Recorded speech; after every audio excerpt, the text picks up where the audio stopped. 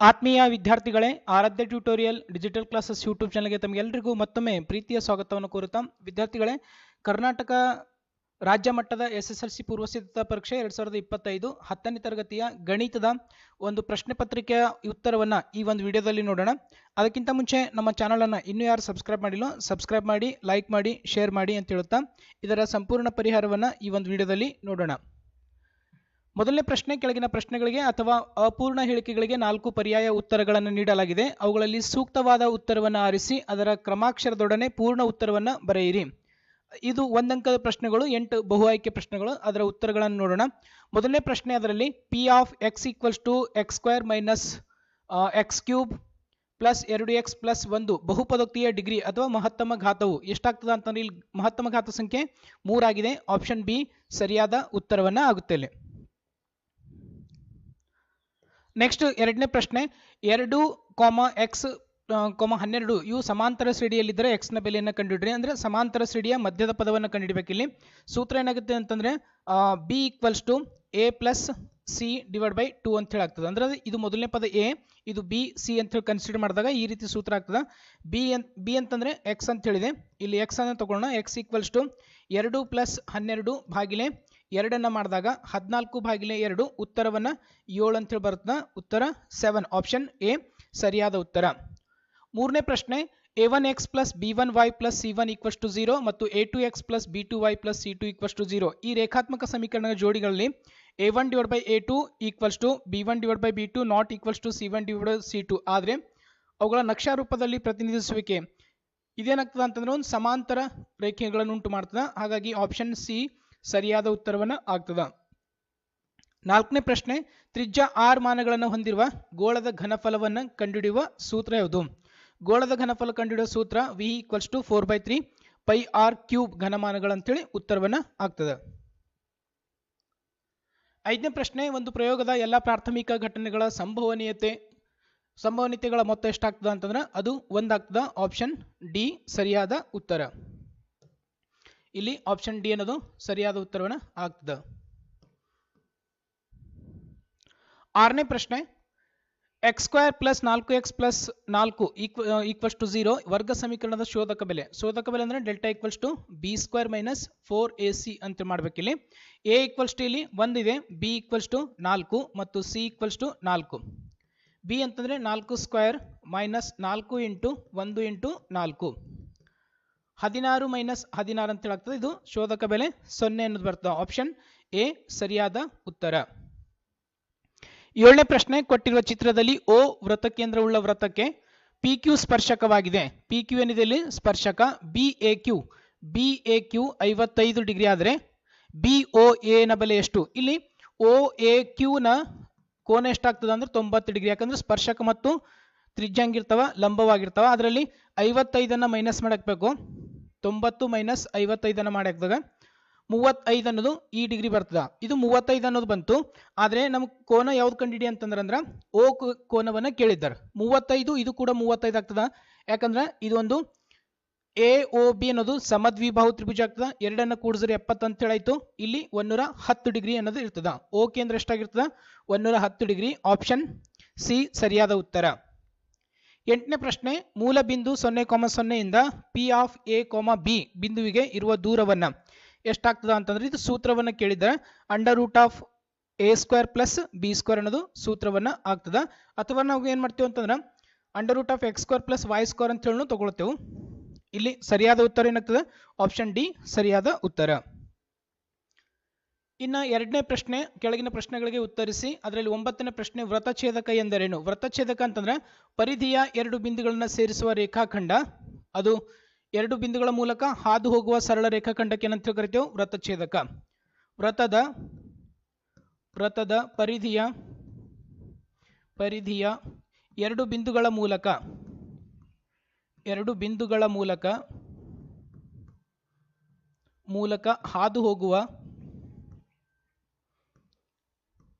ಹಾದು ಹೋಗುವ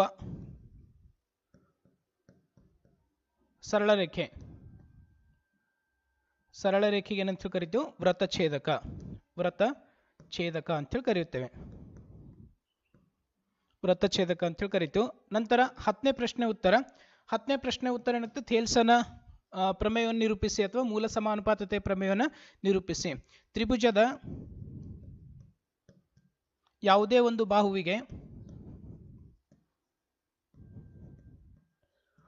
ಬಾಹುವಿಗೆ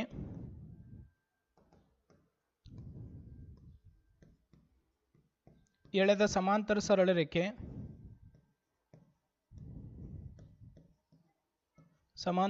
ಸರಳ ರೇಖೆಯು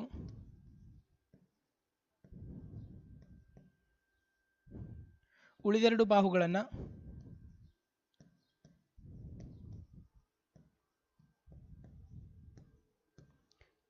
ಸಮಾನುಪಾತದಲ್ಲಿ ವಿಭಾಗಿಸುತ್ತದೆ.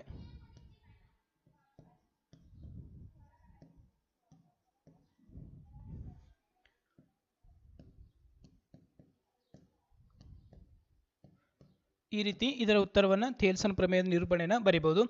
11ನೇ ಪ್ರಶ್ನೆ. ಇಲ್ಲಿ 11ನೇ ಪ್ರಶ್ನೆ ಕೊಟ್ಟಿರುವ ಚಿತ್ರದಲ್ಲಿ ಓ ವೃತ್ತಕೇಂದ್ರ ಪಿ ಕ್ಯೂ ಮತ್ತು ಪಿ ಆರ್ಗಳು ಪಿ ಬಿಂದುವಿನಿಂದ ವೃತ್ತಕ್ಕೆ ಎಳೆದ ಎರಡು ಸ್ಪರ್ಶಕಗಳಾಗಿವೆ. ಕ್ಯೂ ಒ ಪಿ ಈ ಕೋನವನ್ನು 65 ಡಿಗ್ರಿ ಅಂತ ಕೊಟ್ಟಿದ್ದಾರೆ. ಆರ್ ಪಿ ಕ್ಯೂ ಅನ್ನು ಕಂಡುಹಿಡಬೇಕು. ನಾವು ಕಂಪ್ಲೀಟ್ ಆಗಿ ಈ ಆಂಗಲ್ ಅನ್ನು ಕಂಡುಹಿಡಬೇಕು. ಇಲ್ಲಿ ಕನ್ಫ್ಯೂಷನ್ ಮಾಡ್ಕೊಳ್ಳೋಕೆ ಹೋಗಬಾರ್ದು. ಇಲ್ಲಿ ಕ್ಯೂ ಒ ಪಿ ಕೋನ equals to R O P ಎರಡು ಕೋನಗಳನ್ನು ಈಕ್ವಲ್ ಆಗಿರ್ತಾವ 65 ಡಿಗ್ರಿ. ಯಾಕಂದ್ರೆ ಇದು ಎರಡು ತ್ರಿಭುಜಗಳು ಸರ್ವಸಮ ತ್ರಿಭುಜಗಳಾಗಿರ್ತವ. 65 ಅಂದ್ರೆ ಇದು ಕೆಳಗಿದ್ನು 65 ಆಗಿರ್ತದ. ಹಾಗಾಗಿ ಕ್ಯೂ ಒ ಆರ್ ಅನ್ನೋದು 130 ಡಿಗ್ರಿ ಅಂತ ಹೇಳಿ ಆಗ್ತದ. ಕ್ಯೂ ಒ ಆರ್ ಕಂಪ್ಲೀಟ್ ಆಗಿ 130 ಡಿಗ್ರಿ ಆಗಿರ್ತದ. ಅದ್ರ ಅಭಿಮುಖ ಇದ್ದಂಥ ಅಭಿಮುಖ ಕೋನ ಯಾವುದು, ಕ್ಯೂ ಪಿ ಆರ್ ಅಥವಾ ಆರ್ ಪಿ ಕ್ಯೂ ಅನ್ನೋದು 180 ಮೈನಸ್ 130 ಮಾಡಿದಾಗ 50 ಡಿಗ್ರಿ ಅಂತ ಹೇಳಿ ಸಿಗ್ತದ. ಯಾಕಂದ್ರೆ ಈ ಚತುರ್ಭುಜದ ಅಭಿಮುಖ ಕೋನಗಳು 180 ಡಿಗ್ರಿ ಆಗಿರ್ತವ. ಹಾಗಾಗಿ 50 ಡಿಗ್ರಿ ಅಂತ ಹೇಳಿ ಇದ್ರ ಉತ್ತರವನ್ನು ತಗೋಬೇಕು. ಇದು 90 ಆಗಿರ್ತದ, ಇದು 90. ಉಳಿದೆರಡು ಕೋನಗಳ ಮೊತ್ತ 180 ಡಿಗ್ರಿ ಆಗಿರಬೇಕು. 130 ಮೈನಸ್ ಮಾಡಿದಾಗ 150 ಅನ್ನೋದು ಉತ್ತರವನ್ನು ಸಿಗ್ತದೆ, 50 ಡಿಗ್ರಿ. ಚಿತ್ರದಲ್ಲಿ ಕೊಟ್ಟಿರುವ ಘನಾಕೃತಿಯ ಪೂರ್ಣ ಮೇಲ್ಮೈ ವಿಸ್ತೀರ್ಣವನ್ನು ಕಂಡುಹಿಡ್ರಿ. ಪೂರ್ಣ ಮೇಲ್ಮೈ ವಿಸ್ತೀರ್ಣ ಅಂದ್ರೆ ಶಂಕುವಿನ ಪೂರ್ಣ ಮೇಲ್ಮೈ ವಿಸ್ತೀರ್ಣ pi R into L plus R. Pi R into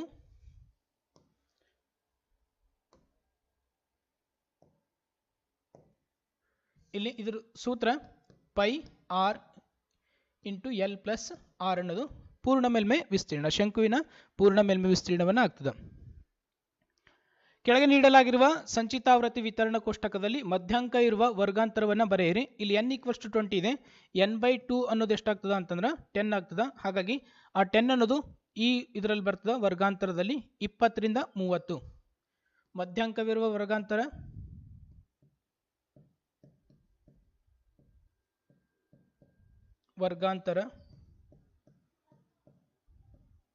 20 ರಿಂದ 30. 14ನೇ ಪ್ರಶ್ನೆ. ಒಂದು ಸಮಾಂತರ ಶ್ರೇಣಿಯಲ್ಲಿ n ನೇ ಪದ an = 5n - 2 ಆದರೆ a2 ನ ಬೆಲೆ ಎಷ್ಟು? a2 = 5 × 2 5 × 2 - 2 10 - 2 ಅನ್ನು ಮಾಡಿದಾಗ 8 ಅನ್ನೋದು ಉತ್ತರವನ್ನು ಸಿಗ್ತದ. a2 ನೇ ಬೆಲೆ 8. ಮುಂದಿನ ಪ್ರಶ್ನೆ 15ನೇದು. 7 ಸೆಂಟಿಮೀಟರ್ ತ್ರಿಜ್ಯವಿರುವ ವೃತ್ತದಲ್ಲಿ ತ್ರಿಜ್ಯಾಂತರ ಖಂಡದ ವಿಸ್ತೀರ್ಣವು 22 ಸೆಂಟಿಮೀಟರ್ ಆಗಿದೆ. ಹಾಗಾದರೆ ವೃತ್ತದ ಉಳಿದ ಭಾಗದ ವಿಸ್ತೀರ್ಣವನ್ನು ಕಂಡುಹಿಡ್ರಿ. ಇಲ್ಲೊಂದು ವೃತ್ತ ಇದೆ. ಆ ವೃತ್ತದಲ್ಲಿ ತ್ರಿಜ್ಯಾಂತರ ಖಂಡದ ಭಾಗದ ವಿಸ್ತೀರ್ಣ, ಈ ಭಾಗದ ವಿಸ್ತೀರ್ಣ ಎಷ್ಟು ಕೊಟ್ಟಿದ್ದಾರೆ ಅಂತಂದ್ರೆ 22 ಸೆಂಟಿಮೀಟರ್ ಅಂತೇಳಿ ಕೊಟ್ಟಿದ್ದಾರೆ. ಹಾಗಾದ್ರೆ ವೃತ್ತದಲ್ಲಿ ಆ 22 ಸೆಂಟಿಮೀಟರ್ ಮೈನಸ್ ಮಾಡಿದ್ರೆ ಉತ್ತರವನ್ನು ಸಿಗ್ತದೆ. Pi R square minus 22 centimetre square ಅನ್ನು ಮೈನಸ್ ಮಾಡಬೇಕು. 22/7 ಇಂಟು ಆರ್ ಅಂತಂದ್ರೆ ತ್ರಿಜ್ಯ 7 ಸೆಂಟಿಮೀಟರ್ ಇದೆ. 7 × 7 ಮೈನಸ್ 22. 7 ಕ್ಯಾನ್ಸಲ್ ಆಯಿತು. 154 ಮೈನಸ್ 22 ಅನ್ನು ಮಾಡಿದ್ರೆ 132 ಸೆಂಟಿಮೀಟರ್ ಸ್ಕ್ವೇರ್ ಅನ್ನೋದು ಇದ್ರ ಉತ್ತರವನ್ನು ಸಿಕ್ತು.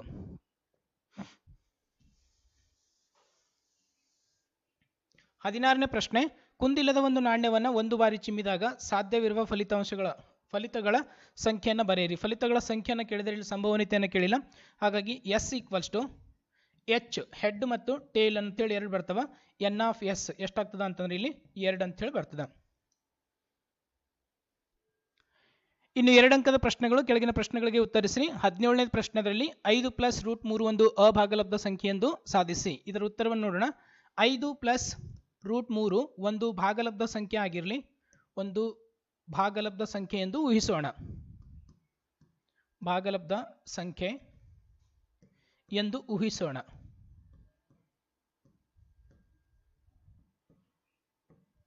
ಇದು ಭಾಗಲಬ್ಧ ಸಂಖ್ಯೆ ಆಗಿದ್ರೆ 5 ಪ್ಲಸ್ √3 ಇದು p ಭಾಗಿಲೆ q ರೂಪದಲ್ಲಿರಬೇಕು.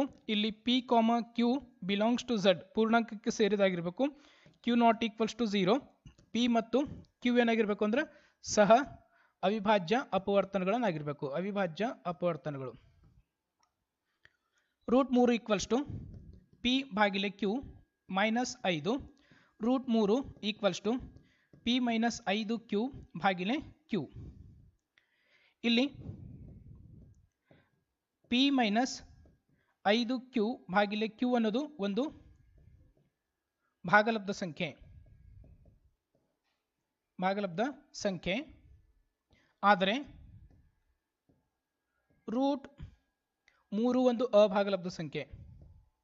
ಒಂದು ಅಭಾಗಲಬ್ಧ ಸಂಖ್ಯೆ. ಅಭಾಗಲಬ್ಧ ಸಂಖ್ಯೆ. ನಮ್ಮ ಊಹೆ ಏನಾಗ್ತದೆ ಇಲ್ಲಿ? ನಮ್ಮ ಊಹೆ ತಪ್ಪು. ನಮ್ಮ ಊಹೆ ತಪ್ಪು. ಆದ್ದರಿಂದ 5 ಪ್ಲಸ್ √3 ಒಂದು ಅಭಾಗಲಬ್ಧ ಸಂಖ್ಯೆ. ಒಂದು ಅಭಾಗಲಬ್ಧ ಸಂಖ್ಯೆ ಎಂದು ಸಾಧಿಸಿದೆ. ಈ ರೀತಿ ಉತ್ತರವನ್ನು ಇದರದ್ದು ಬರೀಬೇಕು. ನೆಕ್ಸ್ಟ್ ಮುಂದಿನ ಪ್ರಶ್ನೆ 18ನೇ ಪ್ರಶ್ನೆ. ಕೊಟ್ಟಿರುವ ರೇಖಾತ್ಮಕ ಸಮೀಕರಣ ಜೋಡಿಯನ್ನು ವರ್ಜಿಸುವ ವಿಧಾನದಿಂದ ಬಿಡಿಸಿ. ವರ್ಜಿಸುವ ವಿಧಾನದಿಂದ ಬಿಡಿಸಬೇಕಾದ್ರೆ ಇಲ್ಲಿ ಸಮೀಕರಣ 1 ಅಂತ ಇಟ್ಕೊಳ್ಳೋಣ, ಇದನ್ನು 2 ಅಂತ ಇಟ್ಕೊಳ್ಳೋಣ. ಸಮೀಕರಣ 1 ಮತ್ತು 2 ವರ್ಜಿಸಿದಾಗ 2x plus y equals to 14, x minus y equals to 4. ಇಲ್ಲಿ minus X plus X Y ಅನ್ನು ಕ್ಯಾನ್ಸಲ್ ಆಯಿತು. 3x ಈಕ್ವಲ್ಸ್ ಟು 28 ಅನ್ನೋದು ಬಂತು. x ಈಕ್ವಲ್ಸ್ ಟು 28 ಭಾಗಿಲೆ 3. ಇಲ್ಲಿ 3x ಈಕ್ವಲ್ಸ್ ಟು 18 ಆಗ್ತದೆ. x ಈಕ್ವಲ್ಸ್ ಟು 18 ಭಾಗಿಲೆ 3 ಮಾಡಿದಾಗ x equals to 6. x equals to 6 ಅನ್ನು ಸಮೀಕರಣ 2ರಲ್ಲಿ ಆದೇಶಿಸಿದಾಗ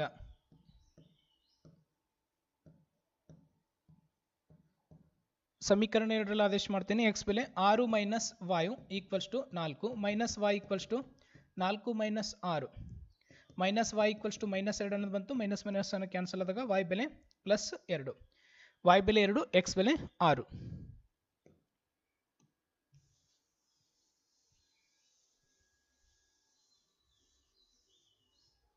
19ನೇ ಪ್ರಶ್ನೆ. ಕೊಟ್ಟಿರುವ ನಕ್ಷೆಯಲ್ಲಿ ಪ್ರತಿನಿಧಿಸಿರುವ p ಆಫ್ x ಬಹುಪದೋಕ್ತಿಯನ್ನು ಕಂಡುಹಿಡ್ರಿ. ಇಲ್ಲಿ p ಆಫ್ x ಬೆಲೆಯನ್ನು ಒಂದು x ಮೈನಸ್ 1 ಕಾಮದಲ್ಲಿ ಛೇದಿಸಿದೆ, ಇನ್ನೊಂದು 4 ಕಾಮದಲ್ಲಿ ಛೇದಿಸಿದೆ. ಹಾಗಾಗಿ ಒಂದನ್ನು ಏನಂತ ಇಟ್ಕೋಬೇಕು? ಒಂದು ಅಲ್ಫಾ ಅಂತ ಇಟ್ಕೋತೀನಿ, x ಈಕ್ವಲ್ಸ್ ಟು ಮೈನಸ್ 1. ಇನ್ನೊಂದು x ಈಕ್ವಲ್ಸ್ ಟು 4 ಅಂತೇಳಿದೆ, ಅದನ್ನು ಬೀಟಾ ಅಂತ ಇಟ್ಕೋತೀನಿ, ಬೀಟಾ ಈಕ್ವಲ್ಸ್ ಟು 4. ಶೂನ್ಯತೆಗಳ ಮೊತ್ತ ಅಲ್ಫಾ ಪ್ಲಸ್ ಬೀಟಾ ಎಷ್ಟಾಗ್ತದೆ? ಮೈನಸ್ 1 ಪ್ಲಸ್ 4, ಇದು ಎಷ್ಟು ಬರ್ತದೆ ಅಂದ್ರೆ ಪ್ಲಸ್ 3 ಅನ್ನೋದು ಬಂತು. ಅಲ್ಫಾ ಪ್ಲಸ್ ಬೀಟಾ ವ್ಯಾಲ್ಯೂ 3 ಅನ್ನೋದು ಬಂತು. ನೆಕ್ಸ್ಟ್ ಅಲ್ಫಾ ಇಂಟು ಬೀಟಾ, ಇದು ಮೈನಸ್ 1 ಗುಣಿಲೆ 4 ಅನ್ನೋದು ಸಿಗ್ತದೆ, ಮೈನಸ್ 4. ಇದನ್ನು ಒಂದು ವರ್ಗ ಬಹುಪದೋಕ್ತಿಯಲ್ಲಿ ಬರೀಬಹುದು ಅಥವಾ ಬಹುಪದೋಕ್ತಿಯಲ್ಲಿ p of x equals to x square minus alpha plus beta into x plus alpha into beta. x square minus 3x minus 4, ಇದು ಒಂದು ವರ್ಗ ಬಹುಪದೋಕ್ತಿಯಾಗಿದೆ. ಈ ರೀತಿಯೊಂದು ಬಹುಪದೋಕ್ತಿಯನ್ನು ರಚಿಸಬಹುದು.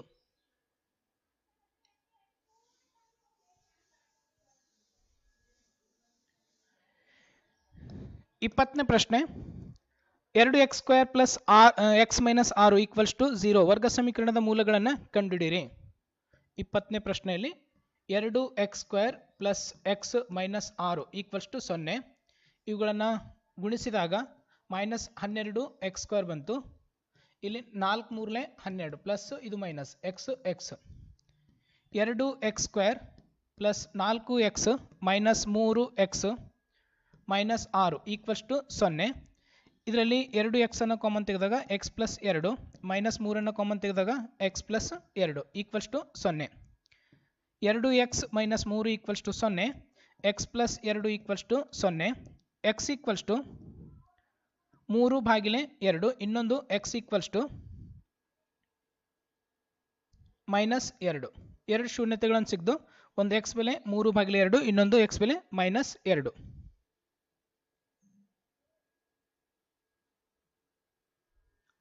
ಇಪ್ಪತ್ತೊಂದನೇ ಪ್ರಶ್ನೆ, 3, 7, 11 ಈ ಸಮಾಂತರ ಶ್ರೇಣಿಯ ಮೊದಲ 20 ಪದಗಳ ಮೊತ್ತವನ್ನು ಸೂತ್ರ ಉಪಯೋಗಿಸಿ ಕಂಡುಹಿಡಿಯಿರಿ. ಸೂತ್ರ ಏನಾಗ್ತದೆ ಇಲ್ಲಿ Sn equals to n/2 2a plus n minus 1 into D ಅನ್ನೋದು ಸೂತ್ರ.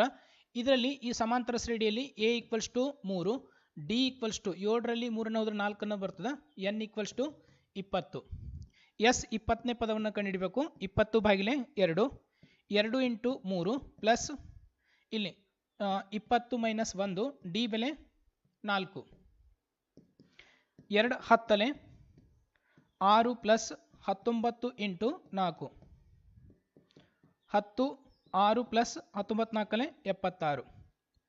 ಇದನ್ನು 10 ಗುಣಿಲೆ 82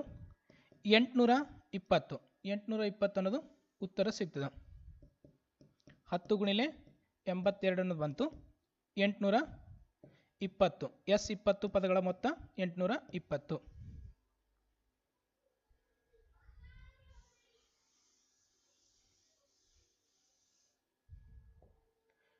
ಅಥವಾ ಪ್ರಶ್ನೆಯಲ್ಲಿ 3 ಅಂಕಿಗಳ ಎಷ್ಟು ಸಂಖ್ಯೆಗಳು 7ರಿಂದ ಭಾಗಿಸಲ್ಪಡುತ್ತವೆ? 7ರಿಂದ ಭಾಗಿಸಲ್ಪಡುತ್ತವೆ. 3 ಅಂಕಿ ಅಂತಂದ್ರೆ ಪ್ರಾರಂಭವಾಗೋದು 100ರಿಂದ, ಕೊನೆ ಆಗ್ತದೆ ಇಲ್ಲಿ 999.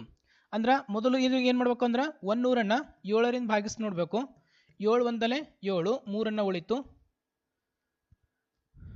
30, 7 4 28, 2 ಉಳಿತು 98. ಏನಾಗ್ತದೆ ಅಂದ್ರೆ ಮೊದಲನೇದು ಒಂದು 100ರಲ್ಲಿ 2 ಕಳೆದ್ರೆ 98 ಬಂತು. 98 ಅನ್ನೋದು 7ರಿಂದ ಭಾಗ ಆಗ್ತದೆ. ಇದರಲ್ಲಿ 7 ಕೂಡಿಸ್ಬೇಕು. 105 ಅನ್ನೋದು ಮೊದಲನೇ ಪದ ಆಗಿರ್ತದೆ. 105 ಇದರಲ್ಲಿ 7 ಕೂಡಿಸಿದ್ರೆ 112 ಡ್ಯಾಶ್ ಡ್ಯಾಶ್ ಡ್ಯಾಶ್ ಆಗ್ತದೆ. ಮತ್ತು ಕೊನೆ ಪದವನ್ನು ಕಂಡುಹಿಡ್ಬೇಕು ನಾವು. ಕೊನೆ ಪದ 999, 7 ಭಾಗಿಸ್ಬೇಕು 7ರಿಂದ. 7 ಒಂದಲೆ 7, 2 ಸಿಕ್ತು. 7 4 28, 1 ಸಿಕ್ತು. 7 2 14, 5. ಈ 999ರಲ್ಲಿ 5 ಮೈನಸ್ ಮಾಡಿದಾಗ 994. 994 ಏನಾಗಿರ್ತದೆ? ಕೊನೆಯ ಪದ ಆಗಿರ್ತದೆ. ಡ್ಯಾಶ್ ಡ್ಯಾಶ್ ಇದು 994. ಇವಾಗ A equals to 105, D equals to 7, N equals to 994. ಏನು ಕಂಡುಹಿಡಬೇಕು ನಾವು? ಎನ್ ಈಕ್ವಲ್ಸ್ ಟು ಎಷ್ಟು ಅನ್ನೋದು ಸೂತ್ರ. A N equals to A plus N minus 1 into D. A N ಅಂತಂದರೆ 994 ಈಕ್ವಲ್ಸ್ ಟು ಎ ಅಂತಂದರೆ 105 ಪ್ಲಸ್ ಎನ್ ಅಂತಂದರೆ ಅದನ್ನೇ ಕಂಡುಹಿಡಬೇಕಾಗಿದೆ. ಡಿ ಅಂತಂದರೆ 7.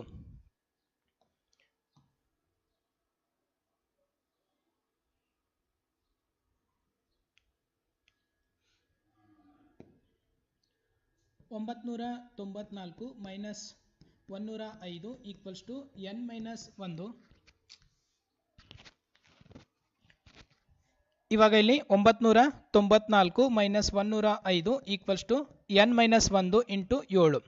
994ರಲ್ಲಿ 105 ಹೋದ್ರೆ 889 ಭಾಗಿಲೆ 7 ಈಕ್ವಲ್ಸ್ ಟು ಎನ್ ಮೈನಸ್ 1. 7 ಒಂದಲೆ 7, 7 2 14, 4 ಉಳಿತು 7 7 49. N equals to 127 plus 1, N equals to 128.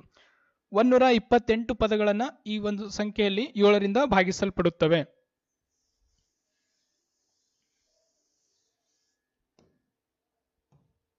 Next 22ನೇ ಪ್ರಶ್ನೆ. ಕೊಟ್ಟಿರುವ ಚಿತ್ರದಲ್ಲಿ ಎ ಬಿ ಸಿ ಕೋನ 90 ಡಿಗ್ರಿ ಆದರೆ ಕಾಸ್ ಅಲ್ಫಾ ಮತ್ತು ಕಾಟ್ ಅಲ್ಫಾದ ಬೆಲೆಯನ್ನು ಕಂಡುಹಿಡ್ರಿ.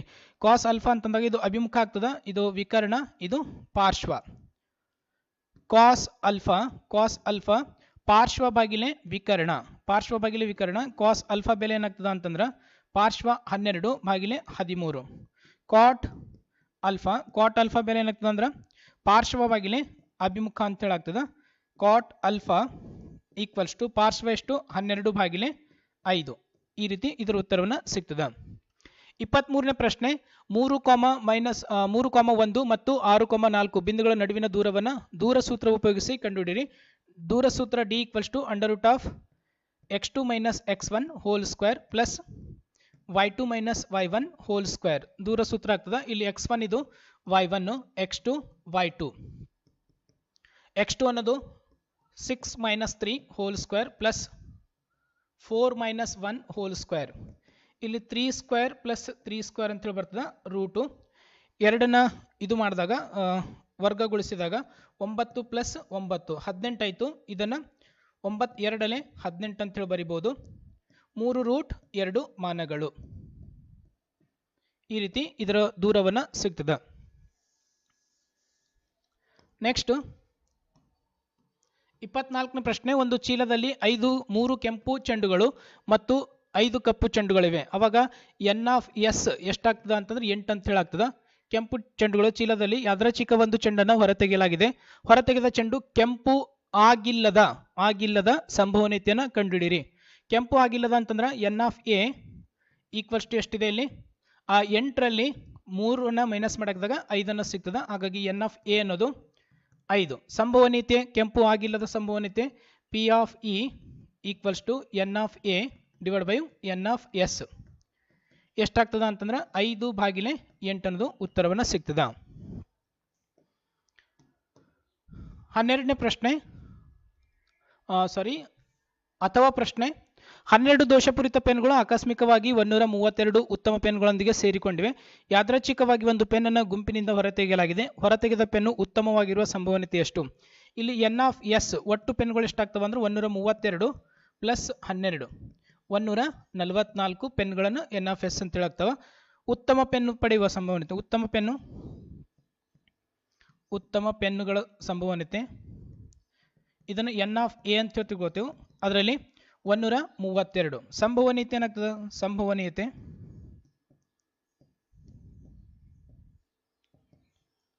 n(a)/n(s)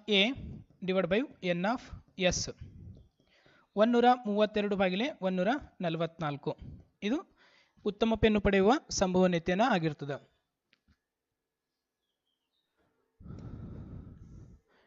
ವಿದ್ಯಾರ್ಥಿಗಳೇ, ಇಲ್ಲಿಯವರೆಗೆ ನಾವು ಒಂದು 2 ಅಂಕದ ಪ್ರಶ್ನೆಗಳ ಉತ್ತರಗಳನ್ನು ನೋಡಿದ್ದೇವೆ.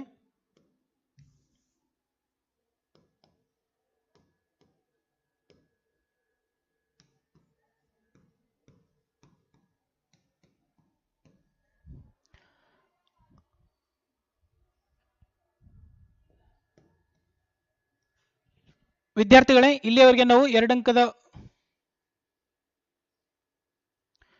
ವಿದ್ಯಾರ್ಥಿಗಳೇ ಇಲ್ಲಿಯವರೆಗೆ ನಾವು 10ನೇ ತರಗತಿಯ ಗಣಿತದ ಒಂದು ಪೂರ್ವಸಿದ್ಧತಾ ಪರೀಕ್ಷೆಯ 1 ಅಂಕದ ಮತ್ತು 2 ಅಂಕದ ಪ್ರಶ್ನೆಗಳ ಉತ್ತರವನ್ನು ನೋಡಿದ್ದೇವೆ. ಮುಂದಿನ ವಿಡಿಯೋದಲ್ಲಿ ಉಳಿದ ಪ್ರಶ್ನೆಗಳ ಉತ್ತರವನ್ನು ನೋಡೋಣ. ವಿಡಿಯೋನ ಇಷ್ಟ ಆದರೆ ನಮ್ಮ ಚಾನಲನ್ನು ಇನ್ನೂ ಯಾರು ಸಬ್ಸ್ಕ್ರೈಬ್ ಮಾಡಿಲ್ಲ ಸಬ್ಸ್ಕ್ರೈಬ್ ಮಾಡಿ, ಲೈಕ್ ಮಾಡಿ, ಶೇರ್ ಮಾಡಿ. ಧನ್ಯವಾದಗಳು.